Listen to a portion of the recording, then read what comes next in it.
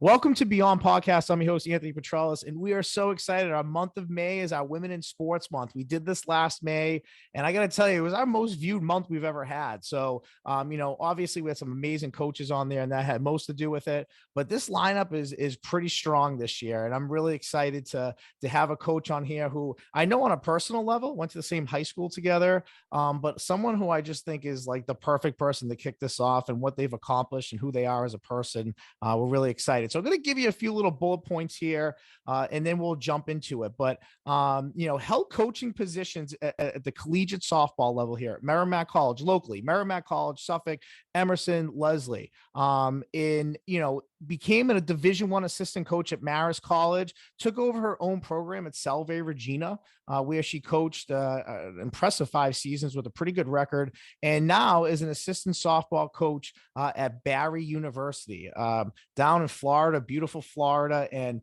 just a really cool person to have on here. And I'm honestly honored to have them on here today as I kick my desk and my computer shaking here. But without further ado, ladies and gentlemen, from Barry University, Jannelle Ianquinto. Thanks, Anthony. Thanks for having me on. It's really, the honor's mine, the pleasure's mine.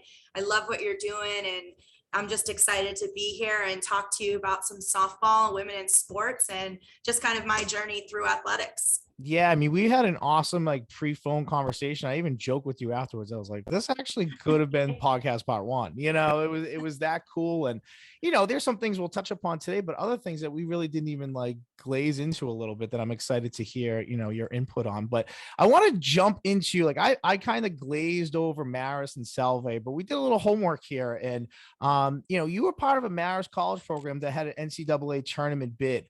Which is, to me, one of the most fun tournaments to watch on television is the, NCAA collegiate softball tournament. And to see that you coached in something like that, I thought that was really cool. And when you were part of that program, your assistant coach, the program is at 45. They won 45 games that year in 2016, which is the most in program history. You had 7 players that ranked in 2016 in the top 100 players. And like I said, just really, really impressive numbers. Dove a little bit more into players that you had in the past as well, and some things that they had to say about you. So I can't wait to talk more about that. And then it's Salve, you were 5 seasons as the head coach there, 74 and 64. A couple of things that I found really impressive about that. You were the coach of the year in 2017. And in that year, you also had an NCAA tournament bid. But you had, 23 all CCC selections. That's pretty impressive. You divide that by 5. I mean, you're averaging 4 to 5 people a year that are being selected as all-stars. So that's pretty impressive that you have that consistency in your program every single year. So, I wanted to give you some love there for sure. And in those places that you were at. Yeah. Thank you. And I'll give you a little bit more street cred. So I mentioned that she also went to the same high school as I did, and at Arlington Catholic High School. So we did a little even dive in deep here. And I remember you used to throw gas in high school. It was actually crazy. We used to joke and be like, could we hit off her? Could we actually swing and actually make contact with it?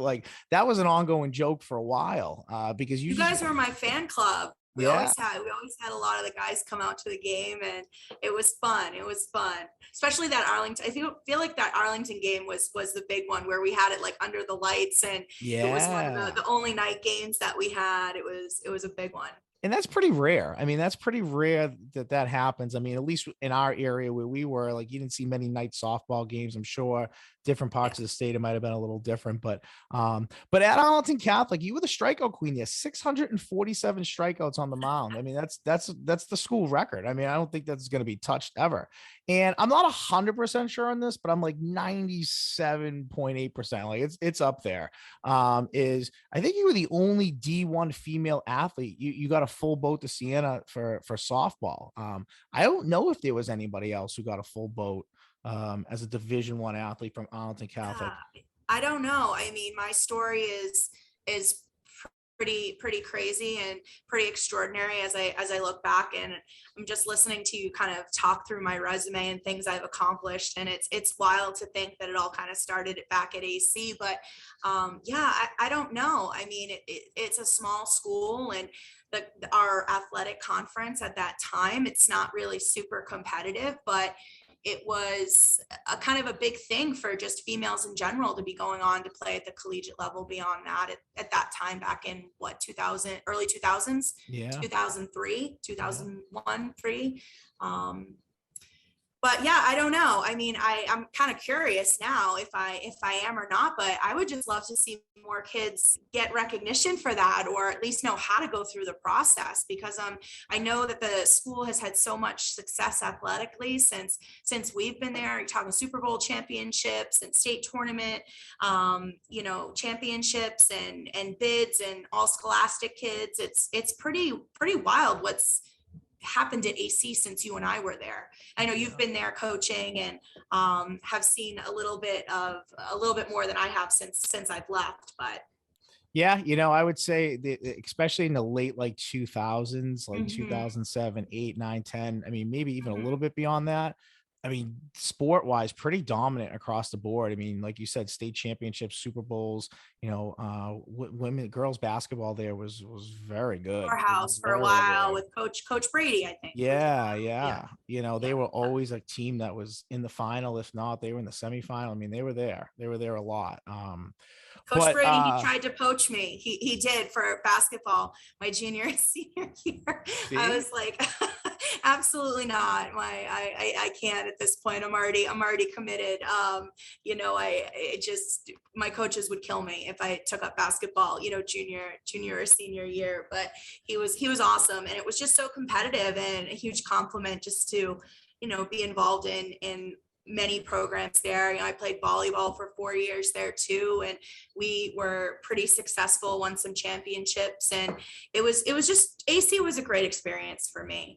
It just opened up so many doors for me, especially athletically, but I just love the community. I loved like the old school, the Cougar Den that we had in there, and playing all football games down at Arlington High. And it was just a cool little community and a great experience. Absolutely. You know, and yeah, it's some great memories there. And it's funny, you know, coaches trying to recruit you. That's what good coaches do, right? They see the best athletes in the school who aren't playing their sport, and they're saying, hey, listen, come play our sport and you could focus on this and be really good at this, you know. So they can't hate them for trying there. But, you know, speaking of just the school in general, I know on our phone conversation, we had a pretty like unique conversation, just something that it's like one of those cool things to learn and you hear. You played softball when you were younger, but you never actually pitched a softball. I mean, that seems to be your expertise and your specialty, even in your coaching, just looking at your resume. You had never pitched a game of softball in your entire life. And Mr. Grace, Steve Grace, who we all love, we all know, you know, homeroom, was he 404 or whatever it was, that was like the homeroom to be in when you were a senior. But you know, he kind of convinced you and said, hey, you got to do this for us, and you can do this for us, and you will do this for us, and you will be great at doing this for us. And for someone who never picked it up and done it before, I'm sure there was a lot of mixed emotions. But we talk about and have all these great coaches on, but talk about someone like that who was a great impact, great coach for you, that really where you are right now in the world that you're living in the sport that you're coaching and love. This guy, he kind of led you there. He opened the door for you.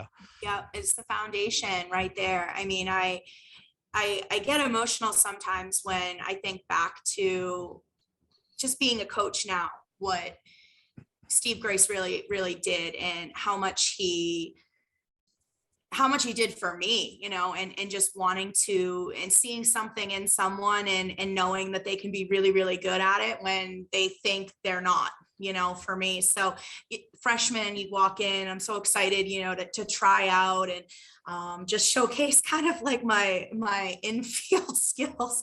And he's like, hey, can you throw underhand, give it a try? And I said, I've never done it before. He's like, well, we need a pitcher. So if you can do it, like, you'll just be on varsity, it'll be great. And at that time, I know there was a pitcher who just left to go to St. Anselm. And I'm thinking, there's no way. So in the little gym, he just handed me a ball, and I'll never forget it. It was Sarah. I used to call her sister Hallie, but anyway, so she's back Hallahan? there. Was it Hallahan? Yeah, Hallahan. Yeah, Hallahan.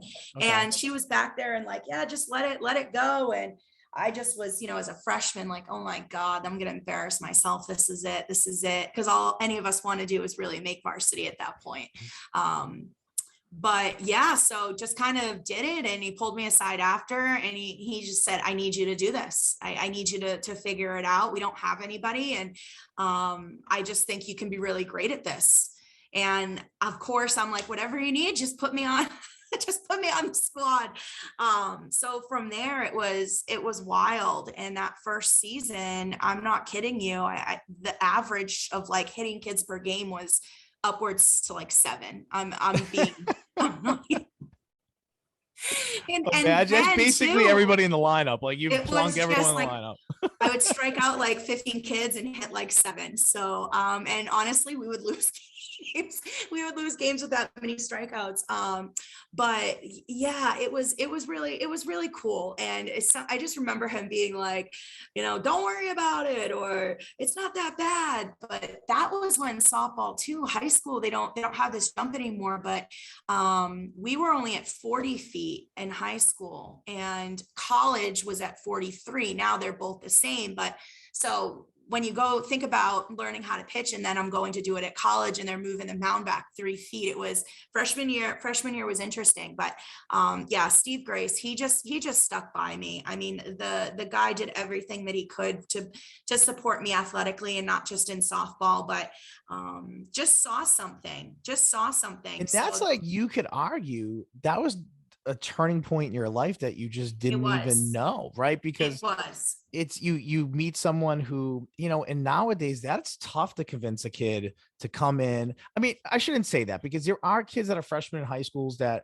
are more often now, and even at the collegiate level, walking in as freshmen and playing, the mindset is there because whatever sport it is, they're playing it year round or close to it. Right. Yeah. But like, to do that, like, there's not many, like, 14-year-old kids that are going to say, okay, coach, or 15-year-old kids going to say, okay, coach, I got you. And to learn trial by fire. And you did it. And obviously, just as you saw, you're probably striking people out. You're like, I'm pretty good at this, junior year. I'll never forget, like, recruiting is so different now. And I know that's a topic that you want to touch on at some point, but I remember after junior year, I think it was a Globe or a Herald, like all Scholastic or one of the big things. Cause back then, if you're in the paper, it was huge. A big deal. The articles were big, and you'd save them, and you try to get that like all-star status. And so when that came around at the end of my junior year, that's when I started getting some phone calls and outreach from colleges. And I'll never forget the first one I got, because they called the house phone. We just were getting cell phones back then, but they'd call your house phone, and I'm saying, you want to recruit me for softball? That's awesome. But for what position? And they're like, to pitch. And I still, at that point, didn't register that it was good enough to even go to the next level. It was just kind of like something that I loved doing, and that I knew I was good at, but I never equated it to me being great at it. It was just this thing that kind of defined me a little bit in high school, and opened up doors for me for college, and getting that first call from some Division III schools. And I got recruited to play volleyball too. And that was kind of the big decision was, do I go Division II, Division III and play softball and volleyball, or do I take a chance and go Division I and really commit to softball? And ultimately that's what happened. And, of course, paid for my education, and my family, we didn't come from a lot. So that was a really big deal. I'm a first generation college kid in my family. First one to go, first one to graduate, first one to play sports, first one to get the master's. So I'm very you're like at the top of the family tree right now. Like everyone has to reach Jannelle. Like that's what it is, Well, my stepbrother's giving me a run for my money now. He's in grad school, and he's doing really, really well. But yeah, it was an awesome experience. And to be real, if I hadn't gone to AC, I never would have tried pitching. It would have never happened. So the fact that 3-4 years later, it's giving me opportunity to play at the collegiate level and play at the top level is surreal. And then it ended up becoming my career. I mean, I was done after 4 years of college softball. You know, I had torn my ACL and kind of had a shoulder surgery and needed to rehab and come back from that, which I did. But at the end of our season that year, I was done. I was just grateful for the opportunity in the sport and hung up my cleats, and that was it for me. It was on to kind of whatever was next. And my coach, another great influential person at the time, was really encouraging me to get into coaching, and sent me some jobs in the Boston area. And eventually I caved and applied and ended up at Suffolk. And it just kind of like took off from there in ways that I never would have expected. So yeah, it all goes back to AC and Steve Grace and opportunity. And he just, I don't know, like I get asked this question a lot from people, how you must have known that you were that good, or you must have loved, you know, all of that recognition. And at the time, I think I was just good at something, and somebody saw something in me that I didn't see yet. So it was, I wanted to work so hard for, you know, Steve Grace. I wanted to work so hard to be this athlete and to kind of have all of this stuff, but it was never about the accolades. It was never about kind of the success stuff. So it was pretty humble. And I know Steve Grace was big with him too. But this is a guy, he called me all the time in college and called me after games and want to know the breakdowns and want to know the stats and what was going on and why I sucked that day or why I was awesome. And so when he passed, it was a really big loss, I know, for the AC community, but for me too. And knowing both of his sons and his daughter, it was just very sad, you know, very, very sad. So there's a piece of me, I think, that tries to carry that on through this profession. And up until Marist, I mean, I didn't think it would be a full-time profession, but here we are, you know, going almost 8 years since I've been there, and it's a career. And I've had so many great experiences with other coaches and coaches nationally across the divisions, and it's just been incredible. So I have so much appreciation for the high school time period and in a young person's life, and the experience that they have with sports, and especially for you know, young women, but also for young men too. I mean, it's an amazing thing, and it should never be overlooked or should never be looked at as it's just high school. So I feel really strongly about that, and it's what I've carried with me moving into the collegiate career. Yeah, and what I love about it is the fact that, like, again, just kind of going back to like the very beginning of it. I mean, it's probably one of the most ultimate character building things for you too. As you know, pitching is like, when I look at your resume and I look through like everything that you've accomplished, which is a lot. I mean, there's a lot of stuff I didn't say either. One thing that stood out to me is your development of pitching. I pulled a stat out that I found. So in 5 seasons, 4 pitches in 5 seasons that you coached have received pitcher of the year accolades. That includes at Marist in 2015 and 2016, and then at Salva at 2017 and 2019. To me, that's like, you know what you're doing. And obviously hearing your story and how you really learned from scratch. I mean, what are the things that you're looking for in pitchers in general, or things that are just like mechanically that you maybe stress more than others, you know, more than other?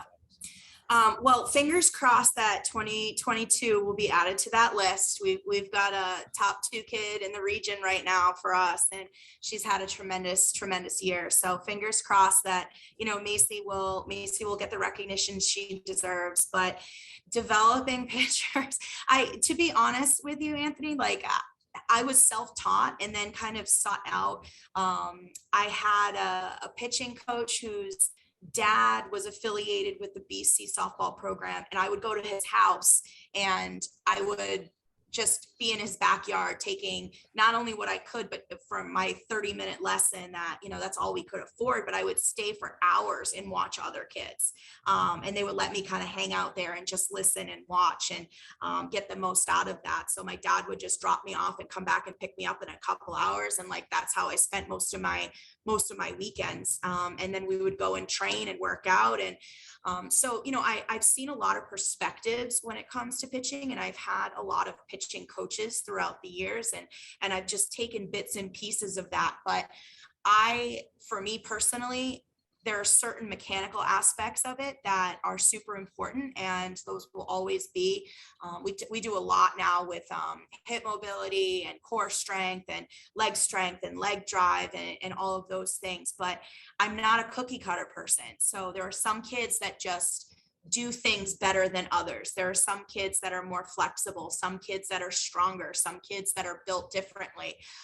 So it's kind of finding out what those strengths are and maximizing them and pushing them to really be great at those things, but also kind of working on some of the weaker areas that they have, either physically, mentally, or with their pitching and their mechanics, and kind of putting it all together and working through that. So we had one kid this year, which is pretty cool, at Berry.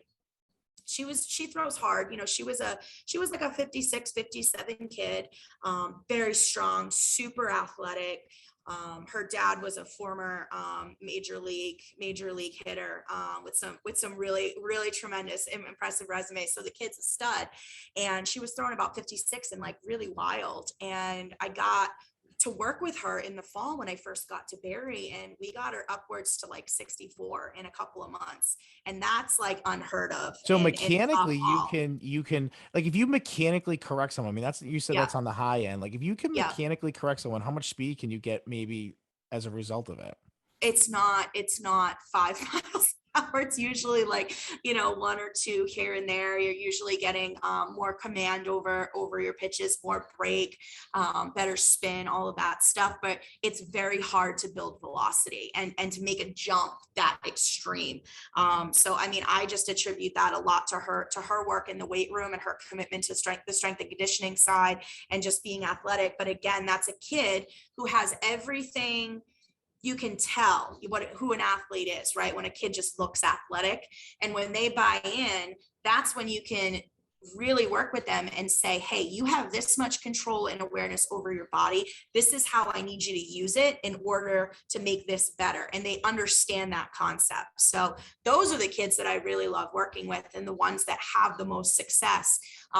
So not only are they built for it, they train for it, but they have enough control over their body and enough commitment to really want to technically fine tune what they're doing.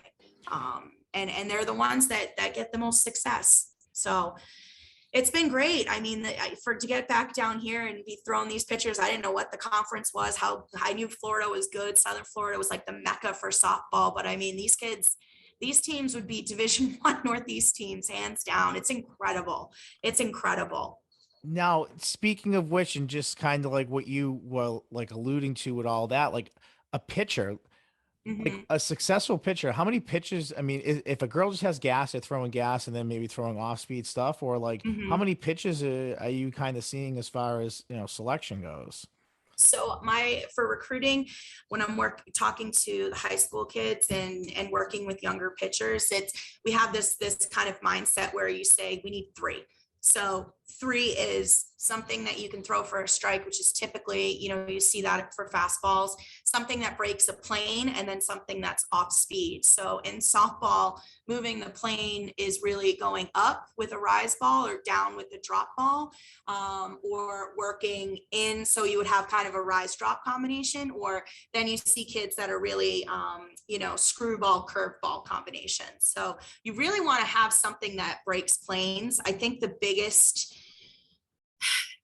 kind of differential when you talk about Division III to Division I or successful pitchers is people that can work up and then people that can work down, because that's really, really, really hard. And when you're changing speeds and you're mixing in off speeds of those pitches and then adding in a changeup, it's change planes, change speeds. That's what we got to do. And not enough kids are training at the younger ages or training through high school and really understanding that concept. They're like, oh, I have a curve and a drop curve, and then an off speed drop and a change up and a screwball and a rise ball and like a, hard whatever and Yeah, a yeah. surprise. I don't know. They make up all these It's like things. a menu with too Like, many combos on it. You're just like, all right, just stick to yes. 3 or 4 of them. That's it, right? I always ask kids, I'm like, what's your velocity? Where's your confidence and command over that pitch? But the number one thing I look for is the changeup, is off speed. If they can really hit that, they have a lot of control and they're going to be great. But I'm like, well, what breaks for you? Well, sometimes it's my curveball, not this. And I said, you need something that you are confident that is in your back pocket, that is breaking, and the ability to take that pitch and move it on and throw it on different planes. That's where kids are successful. It's not having a multitude of variety. I mean, we have a kid at our 2 kids right now where one throws a fastball and a curveball, the other throws the fastball and a changeup. And these are, full ride Division II pitchers, and successful ones at that. Yeah. I mean, another day we'll get into pitch calling. That's yeah. a whole other segment. I'm sure as like a pitching coach, you must lose your mind on like certain umps as like strike zones or where they're calling balls and strikes. I can't imagine that. I think about that, like, on the defensive side of the football, when you see like your guy get like dragged to the ground, there's no flag, and you're like, are you kidding me? So I can't even imagine like a strike zone for like, and you're talking, 100 to 150 pitches over a 3-game series. It can be brutal. It can be brutal, but that's the part of it that I actually enjoy, not getting frustrated and that side of it, but it becomes it's like this competitive thing. It's okay, where we have all this information on these hitters and we have these scouting reports, and I know the strength, and I'm pretty good. I think my strength as a coach is really my pitch calling game. So, to get in there and to have to figure out the zone and then work off different hitters' strengths and weaknesses and what we're getting, and then working off the plate. And I mean, I've had catchers do some pretty crazy things back there where, I'm yelling at them for framing pitches, and I'm like, you gotta get underneath that one more, get underneath it. And you see the umpires nodding, and it's a strike. And the catchers are like, coach, why are you flipping out on me? Why are you angry at me for framing? I said, I'm not yelling at you. I'm indirectly like getting the umpire's attention that I need you to do something better. Soon enough, they start calling that same pitch a strike. So, you gotta really understand the game, and it is a game, and there's different elements to it every single day, every team that you play, the umpires that you get. But I learned a lot from Joe at Marist. He pitched for the Yankees. So when I got there, he, mechanically kind of understands softball pitching, but he's a genius at picking pitches, calling games, working umpires, knowing how to work that system. And that has been the most significant part of my coaching career, and I'm most grateful for that. It's taken me to the next level as a coach, but also a lot of these pitchers that I've worked with that have done really, really well. But yeah, Joe, he was a gem. I learned so much there. And that last year where we did go 45-13, and we had 2 pitchers of the year at Marist, and we went on to the NCAA tournament, and we got our bracket was Tennessee, Ohio State, and Arizona State. And like the legendary Mike Candrea, is coaching Arizona, and we've got an ESPN game, and we're in there. It was just like an incredible experience, and we almost shocked the world that year at Tennessee. And kind of the game got away from us in the 5th, 6th inning, but what an experience. And to see that caliber of play, and for Joe and I to be right in the thick of it, where it was just he and I managing the whole team and the whole staff, was incredible. So when I got to Salva, I was pretty excited to do things on my own and to take bits and pieces of programs and that I've worked with in the past, and kind of really establish myself as a head coach, and as a really competitive program within the region. But for me, it's those all scholastic kids. It's the academic side. It's balancing school, it's balancing sport, and having success in both. That's pretty incredible. Every team that I had at Salva was the top team academically in the department. So I'm really, really proud of that, and getting a lot of kids that had Division I opportunity like myself, but wanted to play at the Division III level for the experience. And that just propelled that program. It really put us on the map. Yeah, I mean, so talk about that a little bit more, and I guess your methodology behind it, because for me, as being a high school coach, I used to tell some of our really good players, like, yeah, you're really good, but when you go to that next level, that D3, D2, D1, everybody else is really good too. So what's making you stand out about your game? Like, where can you develop it more recruiting wise? I mean, you mentioned the academics as well. Yeah. I mean, when you're on the trail of what you're looking for, let's say in a pitcher or looking for someone in a teammate or someone to have in the program, I mean, what are some of the big things that, I mean, it's not always the best player. Like we Mhm. know that, but so what are some of the things, I guess, that you look for that are really important in not only helping a program on the product on the field, but also as like a team and getting along with each other off the field? It's a big puzzle every Yeah. year, every year. But, the big question that I get from a lot of families when they first start the recruiting process is a lot of them don't understand what a fully funded program means. So, for example, in our sport, in softball, fully funded is 12 athletic scholarships. So that's 12 room and board tuition at whatever that institution is 12. So UCLA has 12. Florida has 12, right? It's the same across the board. And then institutions can decide how much they want to fund up to 12. How many So how many other people are on the team besides those 12?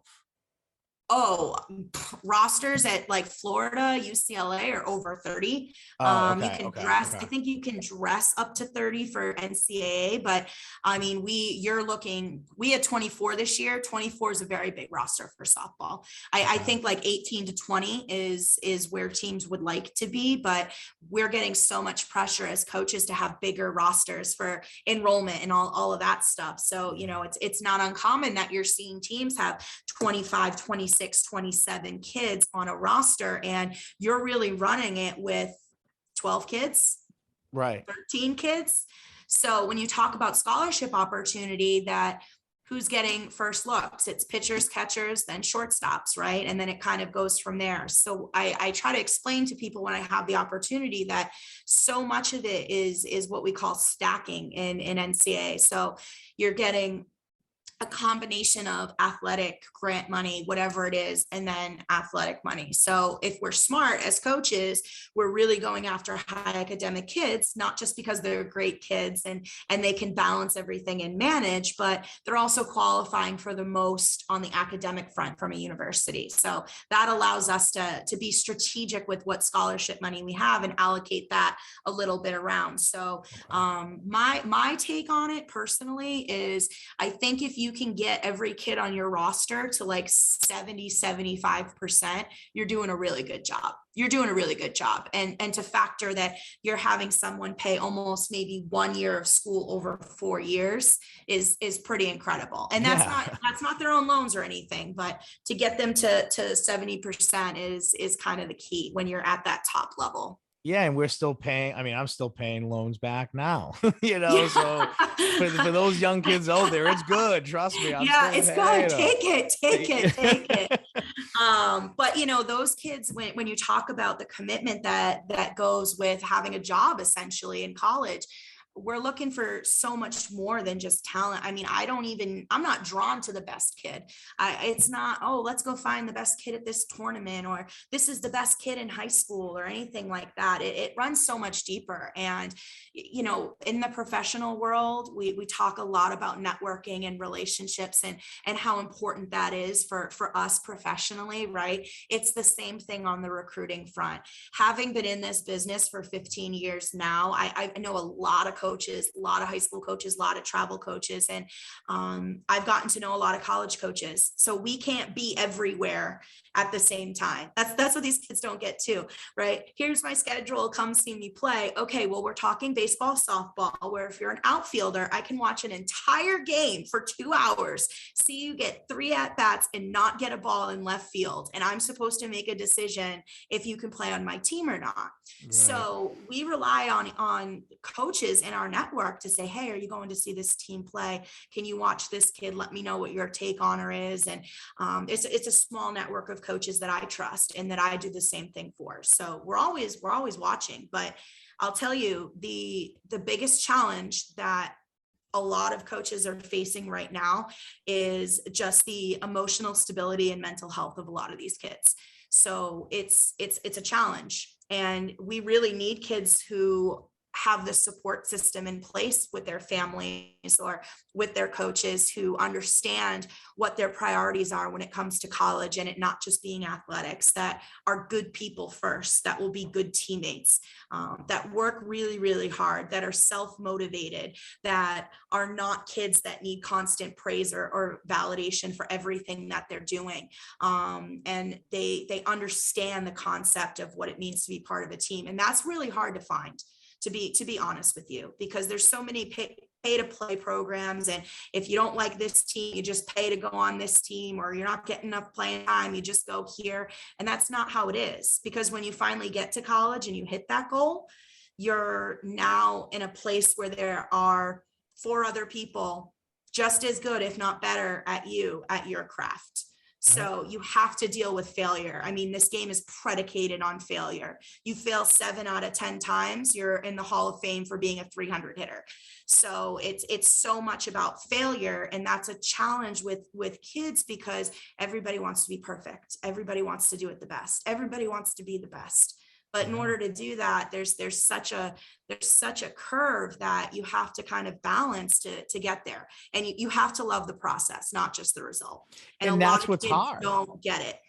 They don't get it at all, because it's like the most aggravating thing. And I know this is like a small thing, and some of these people who listen probably they could care less, but like, there's nothing more aggravating than watching like NCAA Division I football, how many players transfer after a season, and they're going here and they're going there and they're going there. And I'm sure for like, maybe even for It's you everywhere. recruiting purposes, like you see it like what D1 or 1AA guys like, or gals may drop down that we can maybe pounce on and get to play in our program immediately. But there's nothing more aggravating to see how many kids are just transferring nonstop. And I'm sure some of it's legitimate. Maybe there's just not a good mix. You want to be closer to home, or things just didn't work out. But then there's the other aspect of it that's like, you're probably not getting the playing time you thought you were. You think you're better than somebody, you're frustrated, and you want to leave. And to me, like, sport teaches life. Like, you kind of really went into how softball like change your life forever. Like, sport affects life, and sport like kind of brings out what you bring out in life when it comes to tough times and tough decisions, and maybe things not going your way, you not getting the break, and it's how you deal with it. And I just feel like that transfer portal sometimes can be a double-edged sword, because it can also teach kids to quit and walk away from things because it's not going their way. And there'll be another it one aggravates me when I see it like running on the bottom line on ESPN, and I'm like, are you kidding me? Like, and it's not like I know who the kid is that they're leaving or anything, but it's just like, I see that. And I see that at the high school level sometimes, that kids aren't getting playing time. Then they're transferring from the Catholic school to their public school, from their public school to a Catholic school. And like, I get it. You want to play, but like at some point, like you said, when is it better just to learn from maybe what you got to do more? If a coach said to me when I played that, it'd be like, well, what do I need to do to get better? What is it that I'm lacking? They don't ask that as much anymore. It's a different time as an athlete, and the transfer portal is out of control. And I remind pitchers that I work with, and I always share the story about me hitting so many kids and having to start from scratch, that I was horrible to the point I probably should have quit. It was horrible. I mean, I had to cry to my parents to beg me to take me to someone or some kid that knew what they were doing, so I wouldn't be an embarrassment anymore, right? Until I got good, until I got really, really good. And they don't take that route anymore. They really don't. They're missing that coping mechanism in life and in sport. So recruiting is becoming harder, to be honest with you. It really, really is. And then making sure, having parents be helicopter parents and want to be involved in every aspect. It's like, this is the time for personal growth. This is a time for kids to experience and figure out themselves and how it is to be an adult and be on their own. And sport should be the constant in that, not the stressor, right? And it's not about playing time. It's about learning your teammates and learning from your teammates and communicating and, being supportive and buying into the process, not just the result. And that's the biggest disconnect that I see with some of my kids and with players in general. They want to play for the best team. They want to be the best. They want to train with the best. They want the playing time. They're very result driven.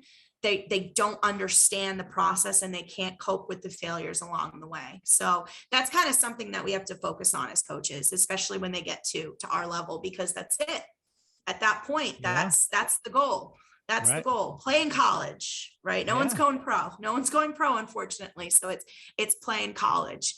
And I was having a conversation with some colleagues about this, that the summer ball circuit for softball is wild, and there's so many teams, and these kids are playing every weekend of the summer and playing 3-4 games a day and traveling, that they're missing out on how to be kids, and they're missing out on how to make connections with people. And there's just pressure. I have to be recruited. I have to play perfect. I have to make the best of my opportunities because there's so few of them, right? So when they finally get that scholarship and we get them, they're burnt out. Right. It's sad, but they're like burnt out. They're like, I'm sick of missing everything. I got to do this 6 days a week. I got all this stuff. It's still hard. Like, at what point is it not hard? And in college athletics, it's never not hard. Even when you're doing well, it's not easy. Right. And you're so right, because even think about it's nonstop. It's a full-time job on top of your academic schedule, on top of having your schedule responsibilities, I'm sure, of workouts and practicing and everything else. Like, and that's why you only see that like 1% that brings it on to that next level and plays professionally, because those things are really hard, and they're a mix of it all with the skill set and can balance it. I mean, and some can't. You see people flake out all the time, young kids who make a ton of money and don't know what to do with it, and don't know how to act, and don't they have this freedom that they can do whatever they want. And sometimes it doesn't work out that way either. But like we're saying, like you're creating excuses like right out the gate, and then when you go on the job and someone gets a promotion over you, you're just gonna be like, well, I quit because I deserve the promotion. I'm gonna go transfer to a parallel company that's the same thing, and I'm gonna become that job. Like, like it's just. I know. And don't get me wrong. There's probably a lot of haters out there right now who are thinking, well, you're wrong, and that's fine. That's totally fine.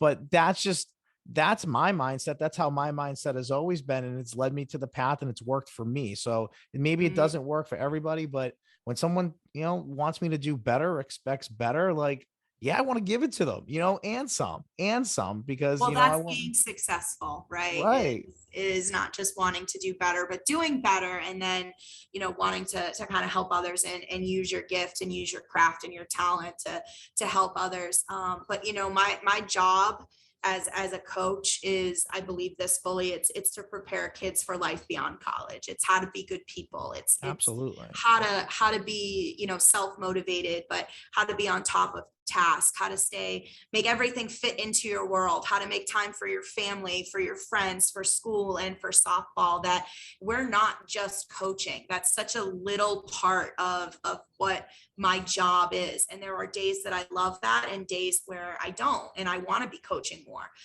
But it's part of the process. And like I said earlier, that it's process focused, not result focused. And if we want our kids to perform well, we have to invest in that process. And it's not always easy, and at times it's very frustrating. Right. But it's the moments that you get from players that are so grateful for what you're doing. And I mean, I had a player today just text me. She's graduating, believe it or not, she's 19 and she's graduating college, graduating early, and got into grad school at and she was in last week and was like, Coach, can I just talk to you? I can't find an apartment. I don't know what I'm going to do. My life is over. I'm going to figure it out. And I understand that anxiety, and I understand that place, because we've all been there, right? Oh my God, my roommates, absolutely. What am I going to do? And I just had a really good talk with her, and it was an adult conversation about, you're a great kid and you work really hard and you deserve good things in your life. Sometimes they're not easy, but you deserve it, and you just got to keep a positive mindset. But it can stink right now, but you got to have a plan for tomorrow and just know that something will go into place if you stick to the process.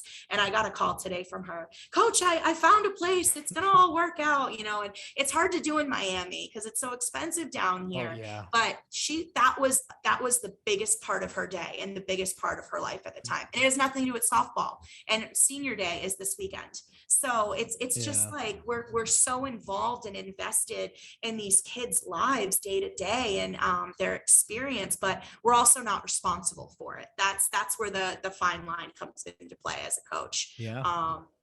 But it's those moments and those things where you see kids in jobs and careers and coming back that make it worth it, because if they have a little bit of the experience that I had from coaches, then they're very lucky people. They're very lucky people. And you live it. And that's the thing, you live it. So you understand like what you wanted and what you got and what led you there. And so, you're just trying to recreate that in some way for somebody else, Absolutely. And speaking of players, I read your bio a little bit, and one thing that really stood out, I mean, there was a million statistics and accolades that were unbelievable, but one thing that that meant a lot to me as a coach was really building like meaningful relationships with your players. I think any successful program, there's a trust factor on both ends. Like if you show those kids that you trust them and you buy into them and you believe them and you're there for them, then they want to run through that brick wall for you. And I think that's a style of coaching that, kids, I think nowadays more than ever respond to.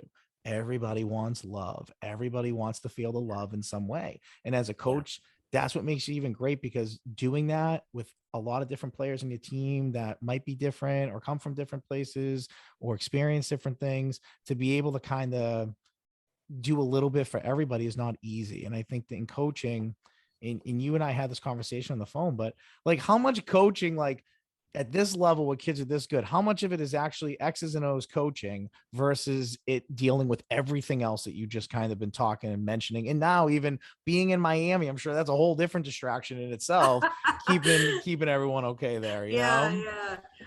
It's not as much as I wish it was or that I think should be. It's probably realistically you're talking 25%. Wow. Overall at times you're obviously doing more than you are at different points in the season, but so much of it is roster management and on the administrative side of things and planning travel and working for budgets and scholarships and recruiting and meetings and phone calls. And one thing that when I'm going through the recruiting process, and this might be helpful for high school kids, I think we spoke about it in our first call, but high school is going on right now, right? So like the college softball season, we're winding down, we're hitting postseason now. And a lot of high school teams in the Northeast are really kind of just getting going or at the midpoint of their season. They play through June, right? So it's a totally different timetable. So when I'm getting emails from kids about like, hey, come watch my game, or this is my, here's my clip, or here's my high school schedule, love to come see you, from January to May, I'm completely invested in my team, right? My kids and what's going on. And it is day to day. And there are things that come up every day. You can almost not plan your day because something else or someone is coming in. And the amount of travel and training, and we just don't go to practice for 3 hours. It's hours before, hours after that we're there. I mean, you understand that with football and film and things like that. So it's really hard. And I remind them that when you get to college, you're going to want your coach completely invested in your player development and your personal development. So if I'm only giving half of that, of what I have to my team, I'm not giving enough. So when our season ends is where I can kind of shift gears and about now where you start to make your summer schedule and all of that. And you have more time to be on the recruiting front. But it's even parents, I say, do you want me focused on your kid's success and experience, or do you want me worried about, which junior kid I'm going to go see in July? So it's tough, like, to understand the college coach cycle and team cycle, because it's a different world and you don't really understand it fully until you're there. So for us, different parts of the year are incredibly busy. And for others, it's more coaching and camps. I mean, that's what I love about the summer is I'm probably working 15 camps already, and you get out there and you get to spend time with kids and work with them individually and have conversation and get to know them. And that's the fun part. And that's what these high school kids need to be investing in. It's going to camps, like going to camps at those colleges and being able to have conversation and spend time with them, going to watch them play, not just to see who they are as a coach, but size yourself up a little bit and say, is this a team I can really contribute to? Not, am I going to be the best on this team? Can I contribute to what this team is doing? But that's how you get to know people. And those are the interactions that we as coaches need with kids before we get them. Because there's a lot of restrictions and a lot of things we, can't do. But one thing we have to do as coaches is really understand our players, and really make an effort to trying to best understand them when they come to us, because they're going to be pushed and challenged and grow and fail and succeed and have the best memories and all of it. But they need to be prepared to handle all of those things, not just the good stuff. Yeah. And I think that that's what's like so unique about coaching and so unique about the whole process of it. It's like you're a coach, like that's your label, that's who you are, but there's just so many more like branches that come off of it. And I'm sure for you, like these girls want to come and play for you. Like you're recruiting them, you're talking to them. So when they're there, they don't want coach being in another state or another school or another spot, because they came and maybe you were the big reason or one of the big reasons why they decide to come. They want you there and they want you to you to coach them, like you to be fully invested in them. So I never even thought of that aspect of it either, as far as like, they're buying into a program for sure. But when you're maybe a program that's really trying to build and become something even bigger, convincing kids to come or getting kids to come is probably somewhat of a challenge. Yeah, absolutely. It is. And, when I first took the job at Salva, there were only 6 kids that wanted to continue playing. It was a complete rebuild there. So the fact that when I got hired in late October of that year, and I finished the fall season at Marist. I mean, I'm not kidding you. I was on a flight recruiting in Florida for 4 days for Marist and flew to Boston to drive to work the next day to start at Salve. And there was no time in between. But there were only like 6 kids that wanted to stay on the team. And I had all these meetings and I'm like, oh my God, what did I just do? I just left this program and we just went to NCAAs. And I didn't even look, I wasn't searching for a job. This kind of found me, and I believed in the AD. And so anyways, I had meetings with kids and we didn't have a fall season. So that's the most astounding part of a lot of this when you talk about that 2017 championship at Salve, that a new coach comes in. I don't get hired until the end of October. We had, I don't know, maybe a handful of practices before finals started, and I had to convince everybody to ultimately stay on the team, give it a shot. And luckily not one kid quit that year, and we had a roster, and that was the back-to-back championship year. They actually had won the championship in 2016 and we pulled it off. I mean, I didn't see the team play until our first game on spring break. So you're talking about a condensed season where you're trying to just, keep everything going. And I'm finishing my master's at the same time, doing my thesis and moving to a new place and trying to understand all these different personalities. You got it at Marist, right? I did. So I had to finish because I left halfway through the year.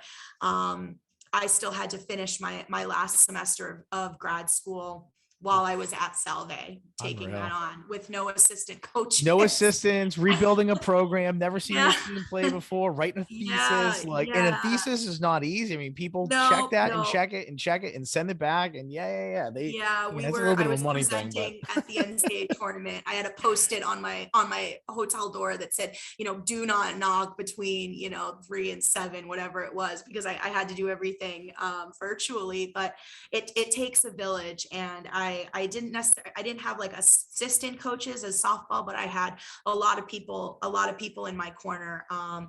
One of them, Jen, ended up staying my entire duration at Salve, and she just really crushed a lot of the team mom responsibilities and really helped me make the experience great for the kids. And then I went and begged the women's soccer coach to help out because she had a soccer player who was playing softball, and she's like, yeah, whatever you need, you know, I'm here. So we kind of had like a mixed bag of people, but it took a village, and it was such an incredible thing. And to watch those kids and to hear them talk about they won the right way.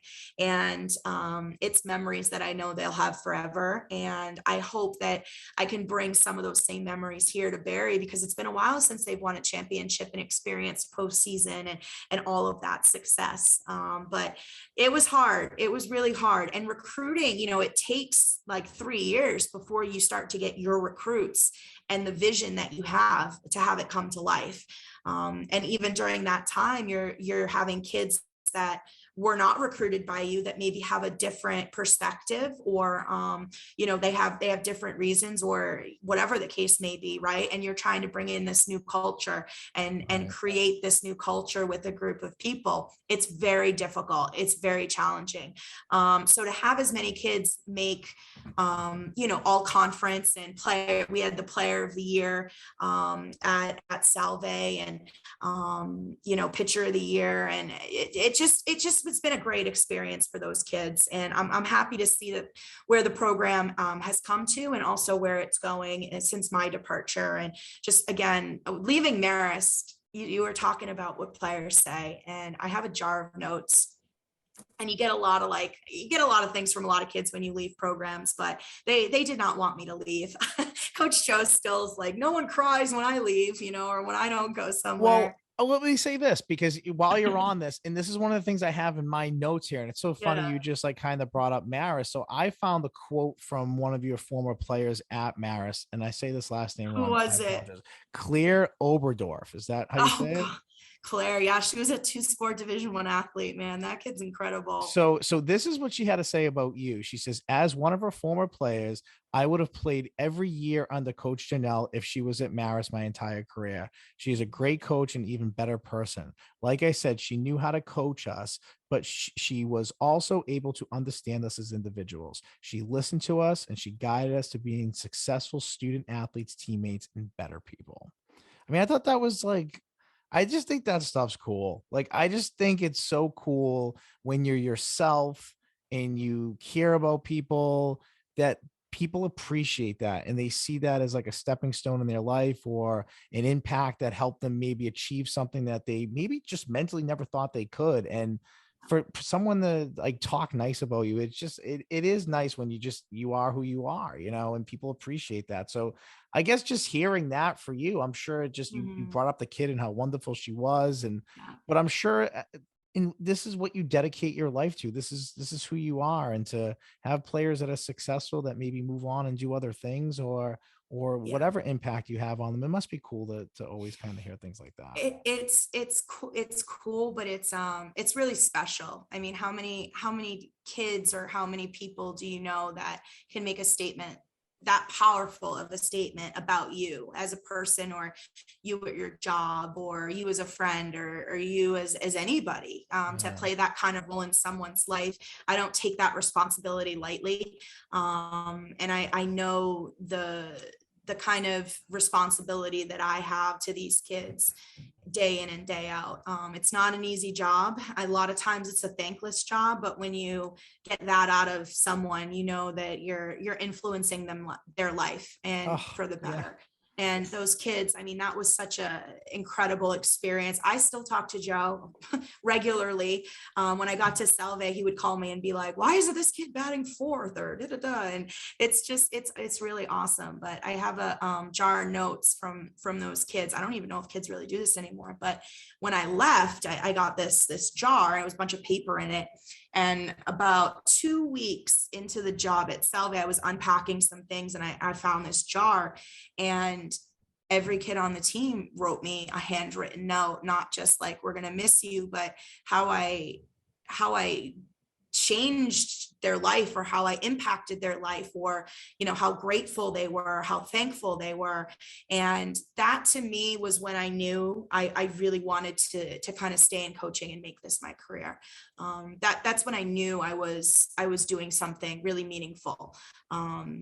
So I reference that jar a lot, and I keep it in my office. And on days when I question that, I pull one out and I read it. And, you know, someone like Claire to say that after a freshman year. And I mean, you're talking about a kid that was nominated for Player of the Year nationally as a freshman, and to play basketball at that level for crazy, compete for NCAA championships there. And her sister Jane, her older sister, was one of the pitchers of the year at Marist too. So I really got to know that family well. But that's the best part of this job. It is. Yeah. And it doesn't happen every day, but it is the best part. And as like a teacher and a coach myself, it's like, yeah, I 1,000,000% agree with everything you just said, because that's like what you dedicate your life to, right? Like there's nothing cool like in school for me anyways, is, you know, I'll use math as an example, like to teach a kid like order of operations, or how to add and subtract fractions when they come in being like, I have no clue how to do this. I hate this. Math's the worst. And I always joke with my kids, and at the end of the year, majority of those kids that say they hate math, it ends up being their favorite subject, because you're teaching it to them in a different way, and you're patient and your repetition, and you know, a lot of your coaching skills kind of come out a little bit. And there's nothing more like rewarding and cooler than to see them be able to do something that they didn't think they could do, and then be really good at it, or be very consistent at it. And I think that's they trust you. You right. mentioned it earlier, and it's such a two-way street, right? Like kids have to trust us, but we have to trust them too. And on the coaching side, that's a big part. We're going to put you in a game, you know, where ultimately it's on us, right? That's my program. And people do judge by wins and losses and success, not completely, but it's a big factor that we have to trust you to be in that position and to do your job and to have your responsibility. But in the same token, right, we got to trust the kids. And that's all relationship building. So the kids that you get that moment with in math, or where that light bulb goes off, or you see them get it and they're coming after school, or they're putting all this time and effort into learning something, and when they get it and they're able to perform it, or they're able to complete it or be successful at it, it's pretty awesome. Teacher, coach, but it's that relationship you build with the kid during that time. Again, it's the process, right? It's not just the fact they learned how to figure out a fraction, which I could use some tutoring on the side if you're free. But you know, it's the time that you invest in them in learning that craft or getting better at something. And it's the same thing in coaching.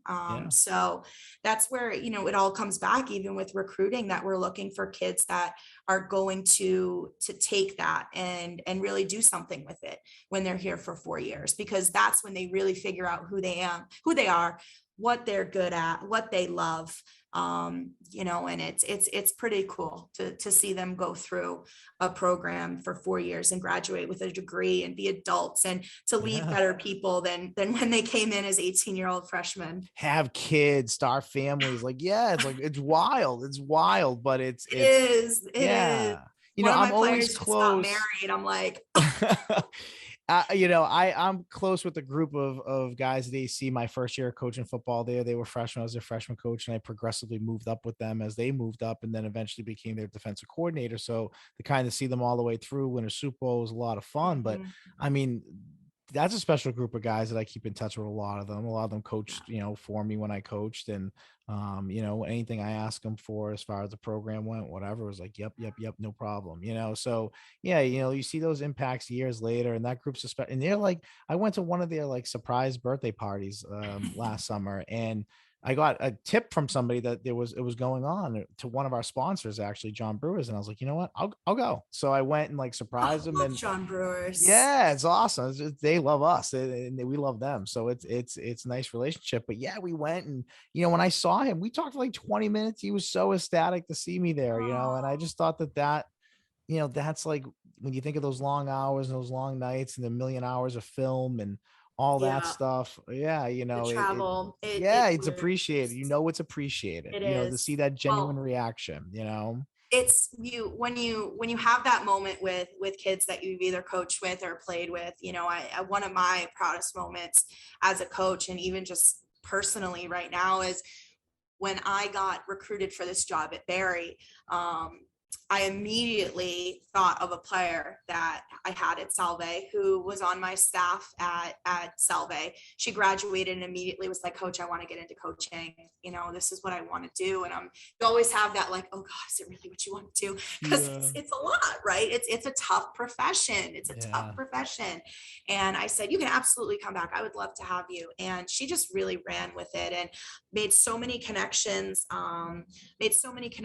for herself. And she's coaching one of the top national travel organizations, in the country over the summer, and has a lot of her kids are going to SEC schools and doing incredible things. But when I got the job here at Barry, I immediately shared with our head coach, I'm like, listen, you have this vision and I can come in there and do everything you want me to do. And I have had coaching experience, so I get it. But if we really want to round this thing out, we got to bring someone else in to run the offense. And he's like, no, I agree. I just don't know how we're going to get anyone in Miami. I said, I have someone for you. And I mean, this is the kid who loves coaching and loves softball so much. And I just am so proud of her. I got to see her and get to know her as a player and then get to coach alongside her. But I brought her down to Miami. So she's been our volunteer coach this year at Barry, and just watching her grow as a person and as a coach and make these connections with kids and be a colleague with has been such a special moment, for me. And we talk all the time. I'm like, having you as a player changed my life. And she says, having you as a coach changed my life. And now we're in this profession and we're colleagues. And it's such a special thing. It just reminded me when you were talking about, going to your former player's surprise party, but you just want to support people in this industry who are meant for it and built for it, and who have this like deep rooted desire to make people's lives better. It's the same way in teaching. It's the same way in so many professions, but it's hard. It's hard. So I don't know, after this call, you might be on my call list during the season. Hey, Help listen. me. We got to get through it. Yeah, You're doing great. Like, we need pep talks too. Yeah, I love that. I mean, that's like, for me, I mean, in jumping into the last thing that I want to talk to you about before our fun 2-minute drill at the end is like social media. I mean, I started looking at some of your social media, and I think what's amazing about it is like, to me, like I built this, started building this business of Beyond off the idea and off the premise that like, that's what's lacking at the high school level. What's lacking at the high school level, at least in Massachusetts, as there's coverage, but there's not like coverage of everybody. And I think it's Yeah. impossible to do. But social media is such a game changer for your program. And what we've done in the fall and the winter and what we're doing in the spring is giving that inside look into programs, but also athletes and coaches, and showing these great coaches out there. We covered a softball tournament, not even knowing that the coach in Billerica High School, Patty Higgins, she won her 300th game at the tournament. She didn't even know. She had no idea Awesome. either. So she, that was a really cool moment. And to be able to capture that on social media, I put that on Twitter, just like our little interview with her after the game. We got like 7,000-8,000 views, like within like a 2-day window, So for me, I was just kind of like, this is why we do what we do. And this is why we've built what we've built here, is because it's coaches like you, people that really are passionate about it. And at the high school level, it's, on top of that, like a lot of these coaches are full-time workers and, have to have a certain schedule to be able to, which a lot of times is people in education, but if not, it's a lot of time that people that might have that flex schedule to be able to get the hours that you need to coach and practice and play. And especially in certain sports, it's nonstop, it's every day. So, social media for you guys, you mentioned the whole recruiting aspect, you mentioned everything about getting players to come there. I mean, how much do you use it as like a weapon or a tool to really kind of wrangle people in, just to put you guys on the map and see who you are a little bit? Yeah. I mean, it's such a two-way street, right? It's we're kind of showcasing our product and our program, and as much as of an insight into our everyday and what our life is, the same way that these kids are doing it on the recruiting end, right? And wanting to showcase their talent, their skills, who they are as a person, all of it. But we can't be everywhere, and it's so hard, right? It's so hard to stay on top of every little thing. And I just, like I shared with you, and I think this is a great point to just repeat this and share that I was so excited to be part of this, because what you're doing and this through this podcast and making these connections for kids at the high school level, right, and in the community is so cool, right? It's so awesome and it's so groundbreaking, and there's not enough people that are capturing all of these moments and getting to know these kids and these coaches and in the way that you're able to. And it's giving us as college coaches a platform, right, to make connections, to get the deeper story, to understand what's kind of happening, or sharing a coach's 300th win was such a special moment. And even for her, now you've documented that, like you've saved that for her, which is super cool, super cool. But you're giving these kids access, and you're giving them a platform to share who they are and showcase who they are to college coaches, right? Because it's all one big network. It's all one big network. But if I'm seeing a kid on a podcast that's the all scholastic so-and-so of the year, and I'm scrolling through it and it pops up on my Twitter, I love that stuff. We're all media focused. We're all very much wanting to connect with people, and it allows us to be able to do that with recruits and other coaches and programs and everything. So I just have so much respect and so much support for you as you guys grow this podcast. And I know the vision that you have and the ways that you want to continue to be part of the community and just make it really special for these kids. And you're so passionate about it, and a great teacher, a great coach, a great person, that I was really honored that you wanted me to even come on this podcast. And I'm hoping that it does create some awareness for college sports, but also for high school sports. Like I said, it's such a significant time in people's lives, and it should be celebrated, and it should be out there, and it should be promoted. And we need people to continue doing that. And we need people to help kids get themselves out there in some ways too, and highlight programs. And I just love what you're doing, and I think it's tremendous. And I'm just so honored and feel so privileged to be able to chat with you a little bit about my world, which is crazy at the moment. But please, I'm honored. So cool. I thought you were the perfect person. When we chatted, I said, this date, I gave you this date specifically. I said you would be. I think originally we had another date, and then I reached out to you being like, hey, actually, I want you to be the person to kick this off. I think you're the perfect person. So it worked out really, really well. And obviously this was a great chat. I mean, this was like, I was like writing a few things down that you were saying, being like, that's a really good point, so I got as much out of this as I wanted and more. So I appreciate you coming on here. Before you sneak off, we have our famous Cheney's 2-minute drill here. Okay. I'm going to fire some rapid fire questions at you. 1 or 2 word answers. We're pretty lenient here, but it's a lot of fun. It's nothing crazy. I'm not going to ask you anything politically or anything like that. So don't worry about that. Yeah, I'm sure.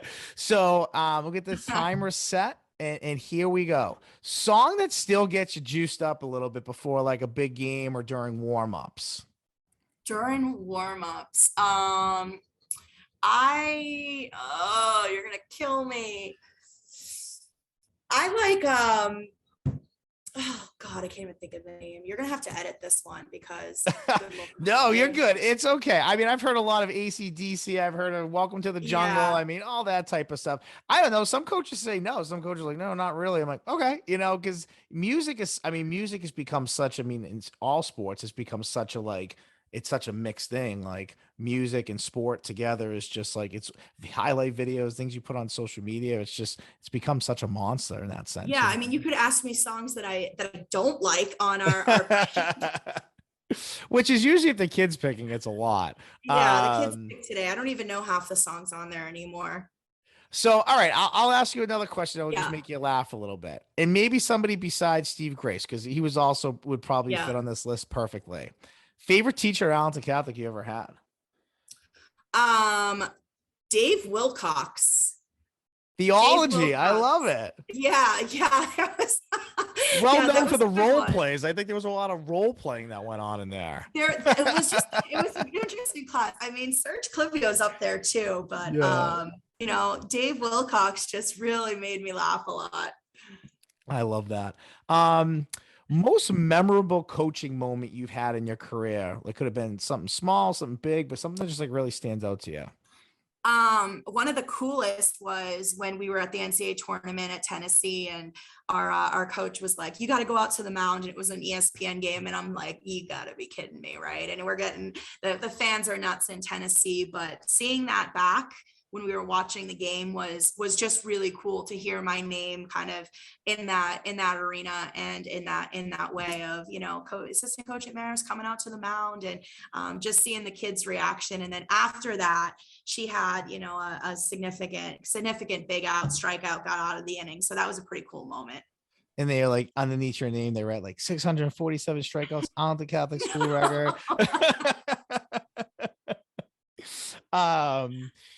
Now it's so funny. I almost picked another quote.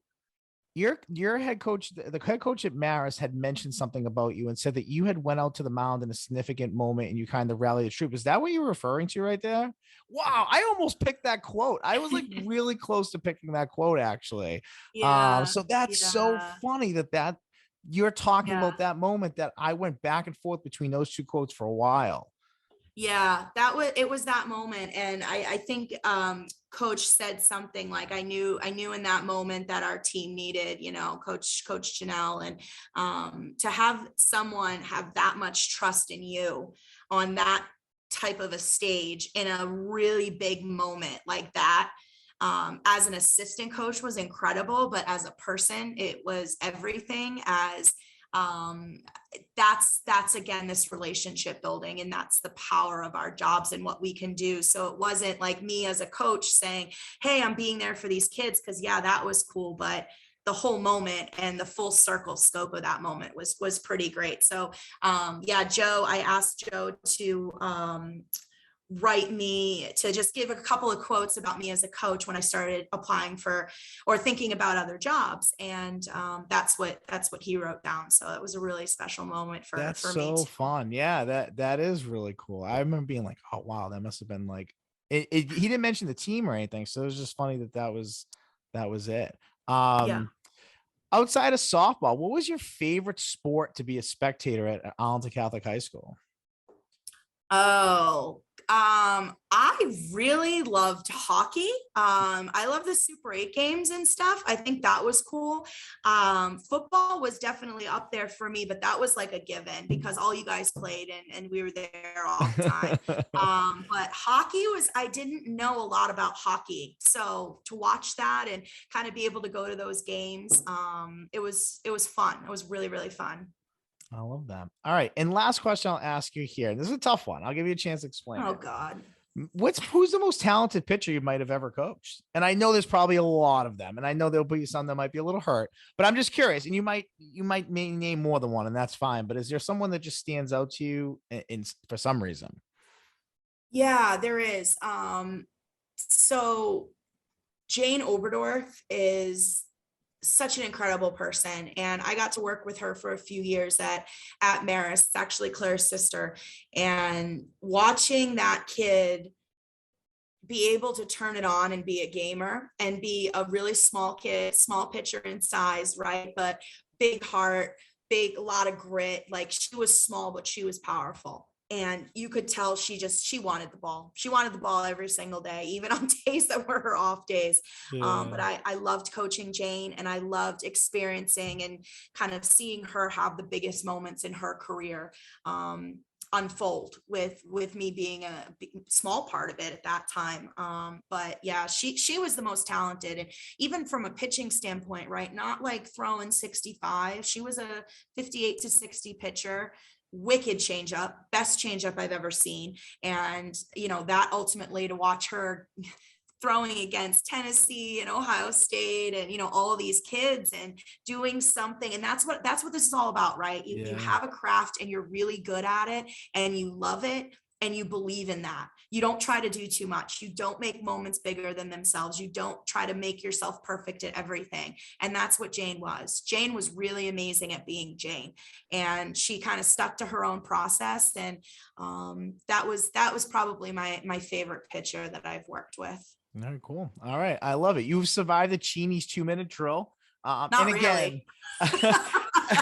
You did great. You did great on it. I've had the first question is always tough. You don't expect it. You don't know what the heck's happening. So it's all good. But I really appreciate you coming on here.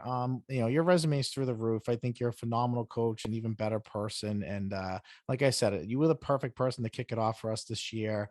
I think that you've set the bar, and we have some great guests that are going to be coming on here. And I even booked more than usual. Usually I do 4 a month, and we're up to 6 this month. That's awesome. Of recording. Yeah. So to me, it's a pretty special month. On social media, we're actually recognizing on our Instagram stories every day.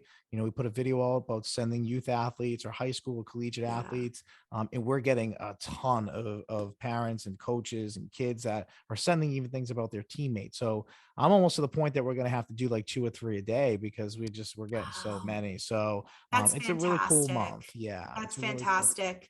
I mean, it's everything, right? Supporting these young athletes and teaching them life through sport and being great examples. And like I said, preparing kids for life beyond college and preparing kids for college and just becoming better people, better teammates, better athletes. So I absolutely love it. And I'm so proud to be part of this. And I know you're going to have some great interviews, and thank you for just acknowledging the power for, women in sports and even on the professional side of things. It's a wonderful opportunity and a responsibility that is really cool, So thank you for taking time to recognize not just me, but all of, the young women in sport and young people that are really trying to get to that next level. Yeah, absolutely. And especially having a little girl now, it means even that much more to me to have her have this type of exposure and deserve. So, well, let me know when I can get her a softball. Yeah. Well, tell me what to start doing. Tell me what she should be throwing. She'd be throwing remote controls right now. Like, yeah, remote controls are good. I don't know if you guys have a dog. Dog toys are good. Tennis balls are great. Yeah. Yeah. Hey, listen, whatever you tell me to do, we'll start working it. We don't know if she's righty or lefty. She's throwing both, which could be even better. But that's the best for recruiting. Righty lefty. This is going to be great. A switch hitter. I see it now. 20, 30 something. God help us. Right? Well, listen, you're always welcome back here. And again, we really appreciate you coming on and just being a ball of knowledge. Like I said, I learned a lot from you. So thank you so much. So from Beyond Podcast, I'm your host, Anthony Petrellis. Till next time.